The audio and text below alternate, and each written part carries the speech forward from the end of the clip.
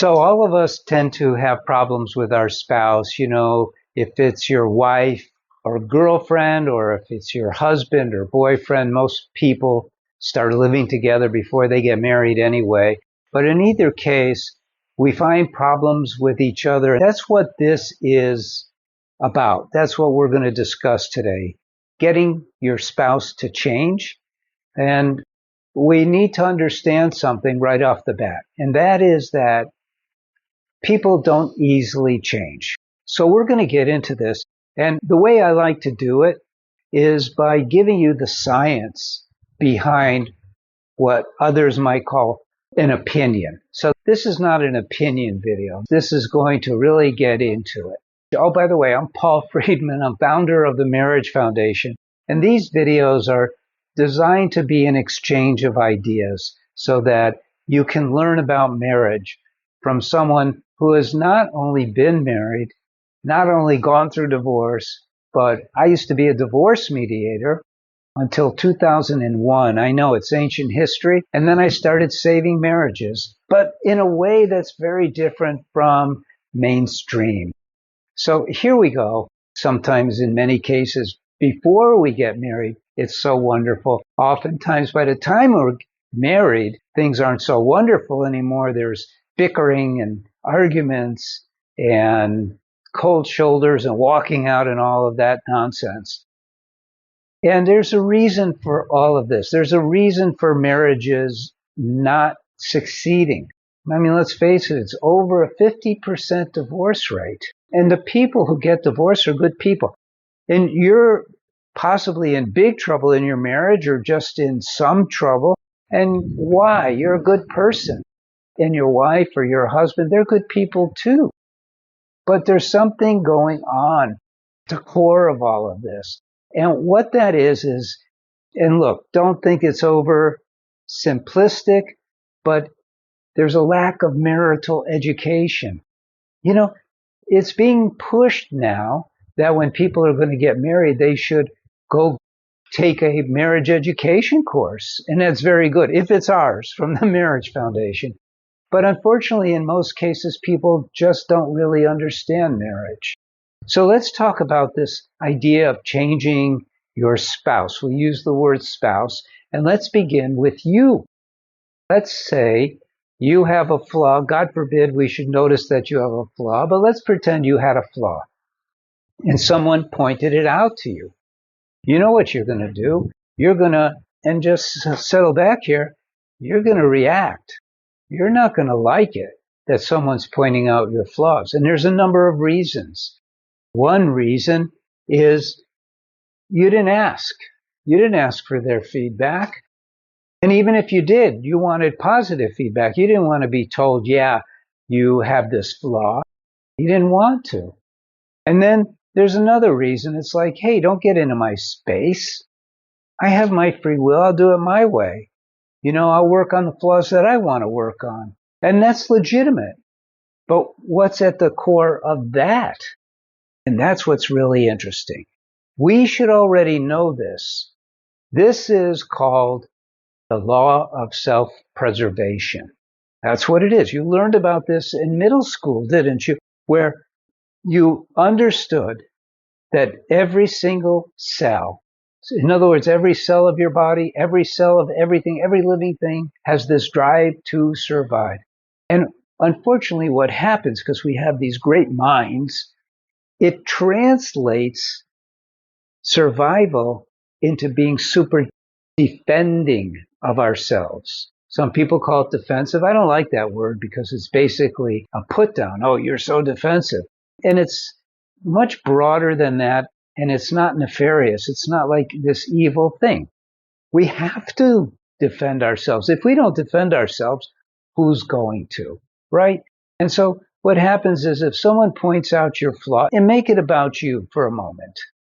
If someone points out a flaw that you have, and they could be right on. In fact, you may have even thought about it. Who knows? Maybe it's something to do with anger, or maybe it's something about you're critical, or maybe it's this or that. It doesn't matter. The point is, your first reaction to whatever is said to you is going to push back. Now, Some people don't push back. What they do is they go, oh, I got to do something. I'll talk to you about it later. Fight or flight. That's what we're seeing here. And so you could see in these explanations that what I'm doing is I'm drawing it down to an innate biological drive, this drive to survive. You can't escape it. So now we're going to talk about your spouse. Maybe it's your husband, maybe it's your wife. Let's use an example. I had this lady come to me many years ago when I used to work with people live. Now we don't because we've got the books and we've got the online courses. And she came to me, very intelligent woman. She was an attorney, and so was her husband. And he was like already on these websites. I can't remember the name of this website that she went on. It was like Dolly Madison or some weird thing like that, where people were trying to hook up even though they were married. And she saw that her husband was doing that. When she confronted him, which by the way is a no-no, when she confronted him, he said, yeah, why not? I have a right to do it. Lawyer, what are you going to do? Argue it out. And she came to me. She wanted to save her marriage because they had two little kids. And she was Catholic and tried to live a very moral life. And so she didn't want to give up her marriage. And she went to her priest. I can't remember what she called him. And he said, go see Paul Friedman because I hear he's really helping a lot of people. And she came to see me. And she said, I don't know what to do. And I said, well, is your husband open to seeing me? And she checked, and he was, as long as I met him at a Starbucks. He didn't want to come to my office. And so I met him at a Starbucks. I wanted to see what was going on. Was her interpretation of him like insanely exaggerated or what's going on? And I met with him, and my God, the guy was like hyper emotional. He was literally crying. He was talking about this, talking about that. He was moving like a jet engine. He was moving so fast. And it came to me pretty quickly that he was on some kind of drugs. And I said, do you work out? He says, yeah. I said, and are you using any kind of drugs? And he was taking testosterone. So I said, no wonder. And I said to him, you know what? It might be a good idea for you to cut back on this testosterone. He says, hey, you don't tell me what to do. Okay. And there we have it. Here I was a professional. And I'm giving him professional advice. Pushback. So what more is going to happen with the person you're living with? He or she is going to push back or run away. You're probably wondering what happened to her and to him. And what happened was very interesting. She didn't want to give up, and I wasn't in favor of her giving up. And I had already written Breaking the Cycle. So I said, start reading this book and we'll meet once a week and we'll see if we can't take you through this so you can, number one, you got to get calmed down.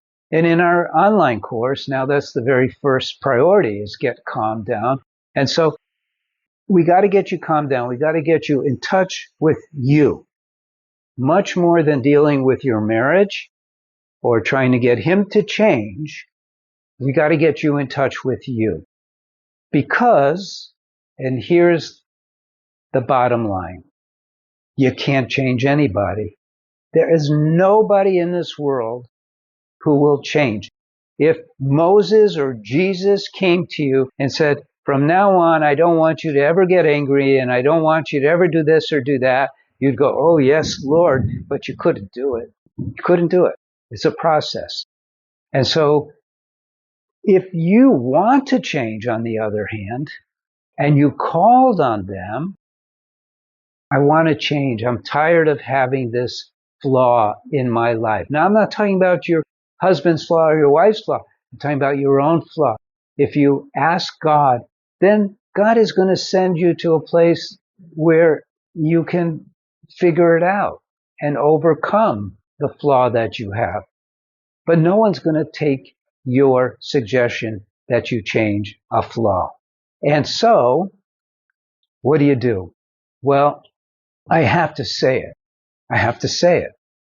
You work on the only person that will listen and that's you. I have found over the years that self-work, self-effort, learning how to change oneself translates into a much more harmonious environment in the marriage. And it changes the dynamic of the marriage, and it really, really works. Whereas hitting something head on, especially for men, that's what they want to do. And for women who are bugged to the end of time, hitting something head on is not a bad idea. But in practice, it just doesn't work. Now, I want you to tell me if it's ever worked for you. Leave it in the comments. But more than that, I want you to tell me why you married your spouse. You could tell me in one word, or you could tell me in a few words. Recently, someone put in the comments section, he was very considerate and loving and caring. And I thought, oh, that's very beautiful. Touched my heart. I want to know why you chose to marry the one who was pursuing you or you were pursuing. It's kind of a personal survey. I think that it's very interesting. And I want you to know something else. If you put something else in the comment section, I read every single comment. And oftentimes people will write in a question, got one the other day, and I will answer that as best I can right in the comments section. So now we're going to go into some things that you could do. We call it next steps. Thank you for having watched this video. I sure hope it was useful to you. Now I want to talk to you about your marriage. We all know that you wouldn't be looking at this video or any of the videos that you come across on marriage if yours was perfect. Well, I'm here to tell you that not only should you be working on your marriage, but you should be working on your marriage scientifically. And this is, you could call it a secret that I discovered when I started helping people with their marriages back in 2001. I discovered that there is a mechanical element to marriage. Now, that doesn't mean it's a machine. Think of it more like a plant. A plant has a mechanical component to it. Sometimes it needs more nitrogen. Sometimes it needs trimming. Sometimes it needs more of this or that. Sometimes it has to be taken out of the direct sun or more watering. What's going on here is that when you understand the plant, you could make it bloom, have beautiful flowers, beautiful fruits. And your marriage is intended to have beautiful flowers of love and happiness, beautiful fruits of devotion and connectivity. That's what it's intended to be. I also discovered something that is vital to know, and that is that one of you alone can save your marriage. In fact, what happened was in 2001, when I started helping people with their marriages, I realized in pretty quick order that working with just one works. Working with a couple sets up a dynamic of negative interaction where they're competing for who's being more mistreated. Well, we don't want to go there. And so in the courses that I have, online courses, which I believe are on sale now, so you should take advantage of that. The online courses take you from point A, which is wherever you are now. And many people who come to us because it's a last resort, nobody wants to put in the effort and spend the money to save their marriage. But I don't believe in just saving your marriage. I want your marriage to be the most amazing marriage that ever was. And I can show you how, step by step. I give you techniques, I give you methods, I give you milestones, and you will learn how to make your marriage amazing. It's a beautiful thing. You could take a look at all of the reviews on our website. They're all very positive. We never get a mad at you review, never happens, because everything is set up in a common sense way. You will learn how to live your marriage. You will learn what you need to do right now to move your marriage in a positive way And pretty soon what will happen is your marriage may be below the line here. It may be to where one of you is having an affair and it's destroying you heart and soul. Let's turn that around. Let's make your marriage amazing. So go to our website, sign up for the course, and watch your marriage change. I promise you. In fact, it comes with a 3-day free trial. It's guaranteed for 30 days that if you don't like it, and I'm going to tell you a little secret now. Some people say, well, my marriage isn't on the verge of divorce or anything like that. Doesn't matter. What you do in that case is don't pay the full fee for the course. Sign up for the extended plan, which is less than $10 a week, $39.95 a month. And after you get all the knowledge that you need, which takes about 12 weeks, it's a 12-week course, then cancel it. We're probably not supposed to be telling you that, but cancel it because you got what you needed, and we're here for you to have an amazing marriage. I'm Paul Friedman. I founded the Marriage Foundation in order to help you with your marriage. Write into us. Use the comment section below. Leave a comment. Ask a question. I'll help you. We're here for you. God bless you, and take care.